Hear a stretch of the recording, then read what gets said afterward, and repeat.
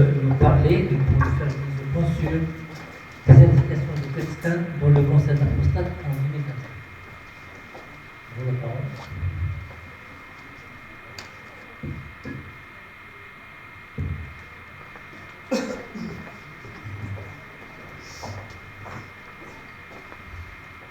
Bonjour à tous.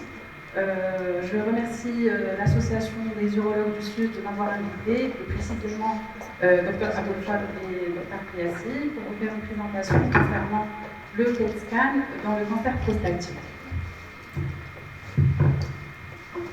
Alors nous allons suivre le plan suivant. Donc nous allons commencer par une introduction, ensuite un petit rappel sur le principe général du PET scan et les radiotraceurs que nous utilisons en cancer prostatique. Tous les radiotraceurs, puis nous allons faire plus de points sur ceux utilisés au Maroc, disponibles au Maroc. Donc le cancer prostatique, comme ça a été dit sur toutes les premières présentations, c'est un cancer qui est très hétérogène sur le plan histologique, et donc il peut être localisé, comme il peut être lentement évolutif, ou au contraire rapidement progressif ou donc métastatique.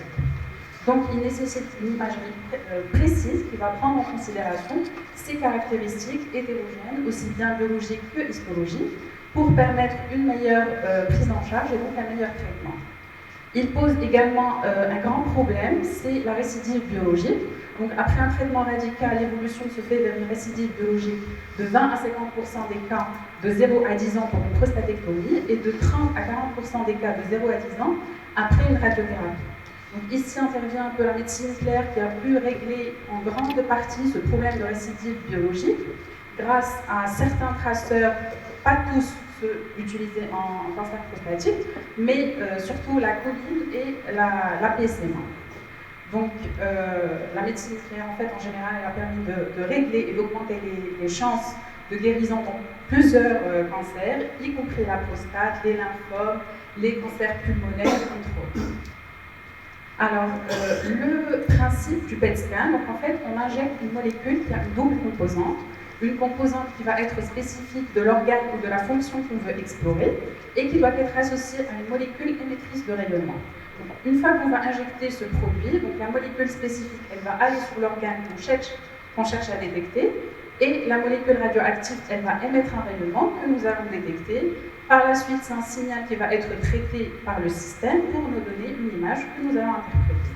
Donc c'est une image qui va nous donner avec précision, parce qu'on détecte avec précision, d'où nous vient le rayonnement émis. Alors les radiotraceurs qu'on utilise en PET scan en prostate, donc nous avons la choline, nous avons le TEP-FNA, les ligands de la PSMA, nous avons le FDG qui est le radiotraceur le plus utilisé en oncologie, la méthionine qui est un acide aminé adapté aux tumeurs qui consomme les acides gras plus que le sucre, contrairement au PET-FDG. La flucyclovine, c'est un équivalent de la choline qui est utilisé aux États-Unis parce qu'ils n'avaient pas l'AMM pour utiliser la choline, donc c'était plutôt la flucyclovine corrélée au niveau d'expression des acides aminés. Il est utilisé uniquement en récidive biologique et le dihydrotestostérone analogue. Donc ceux que j'ai mis en rouge, ce sont les radiotraceurs qui sont disponibles au Maroc que nous utilisons. Alors, plus en détail, donc, nous avons le TEP-FNA, c'est ce qu'on appelle plutôt la scintigraphie osseuse upgradée. C'est un traceur de métabolisme osseux qui se fixe malheureusement uniquement sur l'os, donc il ne permet d'explorer que l'os. Il reflète la vascularisation et le remodelage osseux. Par contre, il a une supériorité par rapport à la scintigraphie osseuse du fait qu'il a une meilleure résolution spatiale. Cette meilleure résolution spatiale est due au fait que les détecteurs utilisés en PET scan ont une meilleure résolution que ceux utilisés en scintigraphie. Et il a un meilleur rapport signal-bruit, comme vous pouvez le voir, on a une meilleure qualité d'image, qui est due à une extraction osseuse qui est rapide dans le TEP-FNA et également à une clearance plasmatique qui est rapide dans le TEP-FNA. Donc on a un meilleur rapport signal-bruit et une meilleure résolution spatiale. Alors l'accumulation osseuse du TEP-FNA est due, ou plutôt elle est liée à une vascularisation importante et à un remodelage osseux. Quand on dit remodelage osseux, c'est plus à l'activité ostéoblastique, pareil que pour la scintigraphie osseuse, donc on aura plus de fixation là où il y aura une activité ostéoblastique importante, ce qui est le cas justement pour les métastases osseuses des cancers prostatiques. Donc le niveau de captation osseuse est 2 fois supérieur que la scintigraphie osseuse, Et une fois le FNA fixé au compartiment osseux, l'efflux est négligeable et l'imagerie peut être réalisée à partir de 30 minutes, contrairement à la scintigraphie osseuse où le patient devrait attendre 2 heures, plus le temps entre la prise de voix, l'injection, le patient il peut passer jusqu'à 3 heures avec nous au service. Donc le FNA, c'est au bout de 30 minutes après l'injection. Et si, pour une raison ou pour une autre, nous avons la machine PET scan qui est occupée par un autre patient qui a injecté du FDG ou autre, nous pouvons faire l'acquisition des images jusqu'à 4 heures après. Alors les limites, ce sont les mêmes que ceux pour la scintigraphie osseuse. Pourquoi? Parce que comme on a dit, c'est une fixation qui est liée à l'activité ostéoblastique. Et donc les lésions lithiques, on a du mal à les voir. Et les lésions intramédulaires pures également. Donc les limites, elles sont les mêmes, mais avec une supériorité. Pourquoi? Parce que nous avons une meilleure résolution spatiale et nous avons surtout une association scanner, ce qui nous permet quand même de mieux juger de lésions, même si c'est des lésions lithiques ou intramédulaires et qu'il n'y a pas de fixation. Alors, il n'y a pas d'indication dans l'évaluation thérapeutique. Pourquoi? Parce que, encore une fois, les lésions qui sont en cours de guérison, ce sont des lésions qui ont une activité ostéosclérotique, et donc c'est une activité ostéoblastique importante qui va fixer le radiotraceur, aussi bien pour la scintigraphie que pour le TEP FNA. Et donc, on aura une hyperfixation intense, alors que c'est plus une bonne réponse thérapeutique que nous allons juger comme étant une évolution. C'est ce qu'on appelle l'effet flare-up. C'est un effet flare-up, alors que le patient est en train de répondre, et pour nous, on a une fixation qui est plus importante, qu'on peut juger à tort comme étant une évolution de la maladie. Alors ici, c'est une étude comparative entre le TEP FNA et l'IRM. C'est une étude qui a été faite par Paisha. Paisha, c'est un peu la référence en médecine nucléaire pour tout ce qui est ostéo-articulaire. Moi, j'en ai pris que la partie qui compare TEP FNA à la scintigraphie osseuse. Et donc, pour la première étude, elle a été faite sur les cancers prostatiques, thyroïdiens et pulmonaires. Donc, c'est des cancers qui sont ostéophiles. La TEP FNA, elle avait une sensibilité et une spécificité de 100% versus 87% pour la scintigraphie osseuse en sensibilité et une spécificité de 69%. La deuxième étude, elle nous rapporte aussi une spécificité et une sensibilité de 100% pour le TEP FNA versus 57% pour la scintigraphie osseuse, aussi bien sur la sensibilité que sur la spécificité. On peut augmenter légèrement en associant la scintigraphie osseuse à une imagerie scanner, ce qu'on appelle le SPECT-CT, c'est une association d'une image 3D de la scintigraphie osseuse à une acquisition scanner, donc elle va nous permettre d'améliorer la sensibilité et la spécificité de l'examen. Alors, parler brièvement de la scintigraphie osseuse pour le cancer prostatique. Donc, on dit qu'elle utilise des biphosphonates marqués au technétium. Ces biphosphonates ils sont incorporés dans les ostéoblastes pour la synthèse de l'os. Donc, encore une fois, ça nous revient que c'est plus des lésions qui sont ostéocondensantes. La vascularisation joue un rôle important dans l'intensité de fixation et elle est accrue en cas d'activité ostéoblastique majeure. Alors, dans le cancer prostatique, sa performance de détection elle dépend du taux de PSA. Donc, plus le taux de PSA est faible, moins on aura une détectabilité, donc de 2,3% pour un PSA de 10 nanogrammes par ml, 5,3 si on passe à une PSA comprise entre 10,1 et 19,9, et de 16,2 pour un PSA entre 20 et 49,9. Elle dépend également du score Gleason. Donc, pour des scores Gleason inférieurs ou égaux à 7, la détectabilité est de 5,6%. Pour des Gleason supérieurs à 8, donc elle passe à 29,9%. Cette sensibilité, on peut encore une fois dire qu'on va l'améliorer si on associe la scintigraphie osseuse à une acquisition scanner, le SPECT-CT, donc on va améliorer la sensibilité. En dehors du score Gleason et du taux de PSA, si on a un patient symptomatique, on peut demander également une scintigraphie osseuse. Alors ici, c'est une étude qui a été faite sur 44 patients pour comparer le TEP FNA à la scintigraphie osseuse. Donc 23% étaient métastatiques.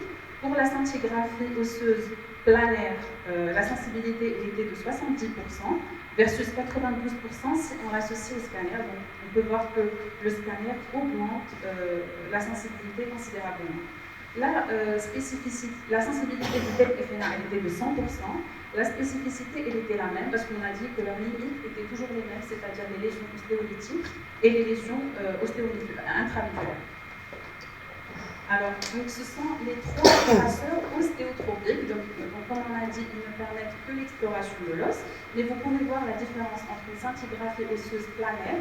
Donc, on arrive à voir la lésion costale. À peine si on peut voir la lésion fémorale et un peu l'hétérogénéité du gris costal et du pelvis. Si on fait une image 3D, il y a plus de lésions qui apparaissent, surtout les lésions du gris costal, l'humérus, le pelvis et le fémur. Mais les lésions sont beaucoup plus visibles et on a plus de lésions détectées si on fait un TEP FNA. Donc on nous dit que ce sont des traceurs qui ne permettent que l'exploration de l'os. Ils ne sont pas utilisés pour évaluer la réponse thérapeutique. Donc pour des lésions préexistantes, on ne peut pas dire est-ce qu'elles répondent ou elles évoluent. Par contre, la progression est jugée sur les critères PCWG2, c'est-à-dire l'apparition de 2 lésions de plus par rapport au premier examen qui a été réalisé. Alors on passe des traceurs ostéotropiques aux traceurs oncotropiques qui sont le FDG, la choline et la PSM.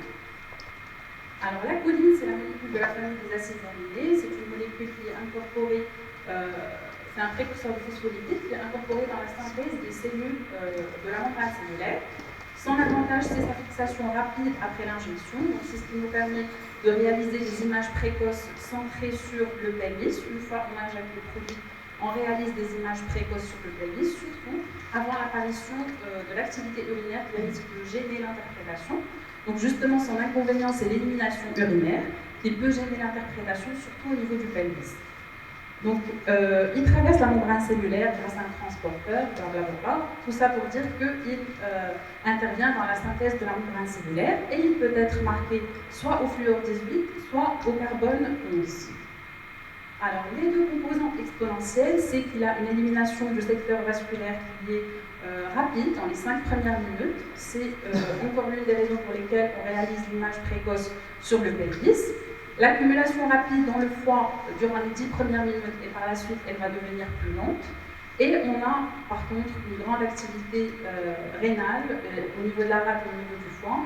Donc cette activité urinaire, justement, elle gêne l'interprétation au niveau du pelvis. Le protocole d'acquisition, le patient il doit être à jeun depuis 6 heures parce que c'est des phospholipides, donc il faut qu'il soit à jeun, éviter des repas qui sont gras, sans interrompre aucun traitement, l'acquisition dynamique précoce après l'injection intraveineuse centrée sur le pelvis, l'acquisition corps-entier réalisée 1 heure après l'injection, et des fois on a recours à des acquisitions post-mictionnelles centrées sur le bassin après injection de diurétique si on a une fixation qu'on n'arrive pas à juger, est-ce que c'est un urtère, est-ce que c'est une activité urinaire, est-ce que c'est une adénopathie. Donc on peut faire des images post-mictionnelles avec injection de diurétique à condition que le patient n'ait pas de contre-indication à injecter un diurétique, le lithiase ou autre. Donc les indications autres que le cancer de prostate, c'est les carcinomes hépatocellulaires, la caractérisation de lésions hépatiques suspectes, mais surtout l'hyperparathyroïdie, c'est les 2 indications qu'on reçoit, l'hyperpara et les cancers prostatiques. Alors ici, on a une image histologique versus une image PET à la choline qui nous montre l'intensité de fixation contre une lésion bénigne. Donc on a une hyperplasie bénigne à droite et un carcinome prostatique à gauche. Donc ceci pour dire que la choline, elle ne se fixe pas uniquement sur les lésions cancéreuses, mais également sur les lésions bénignes. Sauf que pour faire la part des choses, on a une intensité de fixation qui est variable entre les 2 lésions. Une lésion maligne, elle va fixer de manière plus intense. Alors ici, c'est une étude qui a été faite dans le cadre des indications de la choline pour le bilan d'extension initiale. Donc il faut savoir que l'indication, c'est chez les patients à haut risque. Donc elle a été faite pour détecter surtout les atteintes ganglionnaires. Donc on a eu une atteinte ganglionnaire d'une sensibilité de 66%, de spécificité de 96%, avec une valeur prédictive positive de 82% et une valeur prédictive négative de 92%. Donc sur les 130 patients, il y a eu une modification de la stratégie thérapeutique chez 20% des patients. La deuxième indication, c'est par rapport à la récidive biologique. Donc, comme vous pouvez le voir ici, on a la détectabilité des lésions par rapport au taux de PSA. Et donc, plus le taux de PSA augmente, plus la chance de retrouver la lésion de récidive biologique. Alors pour des PSA qui sont inférieurs à 1, donc la détectabilité elle est faible, elle est de 36%. Par contre, elle augmente considérablement lorsqu'on arrive à 73%, donc elle est plutôt lorsqu'on arrive à un PSA supérieur à 2, donc la détectabilité elle augmente considérablement. Alors, également, le deuxième facteur qui intervient dans la détectabilité, c'est le temps de dédoublement. Donc, sur le deuxième schéma, vous pouvez voir que, sur le deuxième diagramme, c'est que la détectabilité, elle est de moins en moins, plus le temps de dédoublement est faible. Donc, pour des temps de dédoublement supérieurs à 6 mois, la détectabilité, elle est aux alentours de 20%. Sur ça, les indications ont été une récidive biochimique avec une PSA supérieure à 1,5 et un temps de dédoublement de moins de 6 mois. Et la sensibilité et spécificité étant la même que l'on marque au carbone 11 ou au fluor 18. Alors, le FDG, l'analogue glucose, ou ce qu'on appelle le PET scan sucré, c'est un PET scan qui utilise un analogue de glucose. C'est le radiotraceur le plus utilisé en oncologie. Malheureusement, le cancer prostatique, il a une faible activité glycolytique, donc le FDG n'a pas vraiment sa place dans le PET prostate. Mais il a été réalisé dans certaines situations. Par exemple, il a été prouvé que sa fixation est corrélée à l'agressivité, à la prolifération cellulaire. Donc, il détecte les cancers peu différenciés avec un Gleason supérieur à 8. Alors, il faut savoir que 15% des cancers prostatiques fixent le FDG, contrairement à l'idée acquise, et qu'on peut découvrir sur un PET scan qui a été réalisé dans un autre cadre pour un autre cancer. Type, ce patient, exactement, il a bénéficié d'un PET scan pour une tumeur X et on retrouve une fixation focale de la zone marginale. C'est une lésion focale. C'est une lésion qui est suspecte. Chez ce patient, on demande un dosage de la PSA et de faire des fois jusqu'à une IRM prostatique pour s'assurer que ce foyer de fixation focale n'est autre qu'une lésion bénigne et pas un cancer. Ici, donc c'est dans le cadre d'une étude, mais il n'y a pas d'indication pour sa réalisation autre qu'une seule indication que nous allons voir par la suite. Donc ici, un PET a été réalisé chez un patient Gleason 9, PET TDR au FDG. Donc on voit qu'il y a un hypermétabolisme prostatique et un hypermétabolisme osseux. Donc dans le cadre de l'étude, un deuxième PET scan FDG a été réalisé après traitement hormonal. Et donc comme vous pouvez le voir, on a une diminution de l'intensité de fixation, que ce soit au niveau de la prostate ou au niveau osseux. Et surtout, vous voyez que sur le scanner, c'est une lésion ostéosclérotique, ce qui est le cas pour les métastases osseuses. Donc, est-ce que c'est une bonne réponse? Est-ce que c'est une progression? Donc, le TEP FDG nous dit qu'effectivement, c'est une bonne réponse, vu qu'il y a une diminution du Sulmax et de l'intensité de fixation. Ici, c'est une étude qui a corrélé la fixation du FDG au Gleason. Donc, ils ont défini l'IPFU, l'intraprostatique FDG uptake. Donc, ce qui a prouvé que pour des Gleason supérieurs ou égaux à 8, 70% des patients vont fixer le FDG. Pour un Gleason inférieur à 8, 80% des patients ne vont pas fixer le FDG. Et donc, malgré cela, il n'y a pas d'indication à faire le FDG dans le cancer prostatique, sauf dans le bilan radiothérapie interne vectorisée. Donc, avant la réalisation d'un traitement par le TESIUM PSMA, il faut réaliser un TEP FDG associé à un TEP PSMA et voir la concordance de la fixation des lésions sur le TEP FDG et la PSMA s'il y a un mismatch qui va nous permettre de définir les lésions qui ne vont pas répondre au traitement du TESIUM. Donc, c'est des lésions qui sont dédifférenciées. Et le meilleur pour la fin, c'est la PSMA, qui est également appelée le peptidase du cycle de la glutamine. Elle fait partie du système folate, donc l'acide folique et le folate nécessaires pour la division cellulaire. Ce qu'il faut savoir, ce n'est pas un antigène spécifique de la prostate, il est retrouvé également dans d'autres cancers, comme le cancer du sein, du pancréas, mais également dans les fixations bénignes, mais il est majoritairement exprimé par les cancers prostatiques 100 à 1000 fois plus. Donc c'est une protéine glycoprotéine transmembranaire qui est 100 à 1000 fois plus exprimée dans le cancer de prostate comparé aux tissus normaux. L'expression du PSMA augmente progressivement pour des tumeurs de haut grade, pour des maladies métastatiques, pour des maladies hormonorésistantes et également en cas de néovascularisation. Donc, il faut savoir que pour les tumeurs chez qui on trouve également une fixation de PSMA, comme le cancer de pancréas, le cancer du sein, la fixation n'est pas due au PSMA lui-même, mais à la néovascularisation de ces tumeurs. Et en plus, la fixation n'est pas aussi intense que dans les tumeurs prostatiques. Par contre, si on trouve des fixations pulmonaires, sein, pancréas, il faut penser justement à une tumeur synchrone parce qu'en général, ce sont des patients qui sont âgés et ils ont le droit de faire un deuxième cancer, une tumeur synchrone. Alors, le PSMA, donc on injecte le PSMA marqué au fluor 18 qui va pénétrer à l'intérieur de la cellule, donc voilà, il va traverser la membrane cellulaire, et une fois à l'intérieur des cellules, il va commencer le fluor va se désintégrer, émettre les rayonnements, c'est ce qui va nous permettre justement de localiser avec précision la localisation de cette récidive biochimique ou de métastase. Alors ici, nous avons un petit ganglion que nous voyons sur le scanner, il est seul sur ce type de PSMA, donc il est seul. Est-ce qu'on va dire que c'est un ganglion? Bon, avant de voir la PSMA, si on avait juste le scanner, on n'a que ce ganglion à lui tout seul. Est-ce qu'on va dire que c'est une localisation secondaire? Est-ce qu'on va le surveiller? Est-ce qu'on va dire que c'est une localisation, c'est plutôt un ganglion bénin? Lorsqu'on a fait la PSMA, on voit que ça flash très bien avec une toute petite taille de ganglion, donc c'est en faveur d'une extension ganglionnaire. Alors ici, c'est une étude comparative de la flucyclovine en indice l'équivalent de la choline avec la PSMA qui nous montre la fixation par rapport au bruit de fond. Donc vous voyez le submax de la tumeur par rapport au bruit de fond. Donc sur les premières images de la flucyclovine, on peut passer à côté de lésions parce que le contraste entre les deux, entre la lésion et le bruit de fond, il n'est pas très net. Contrairement à la PSMA, donc on peut voir avec netteté la lésion qui fixe. Donc, même si elle est à côté de la fixation urinaire, à côté de la vessie, on arrive à bien individualiser les lésions.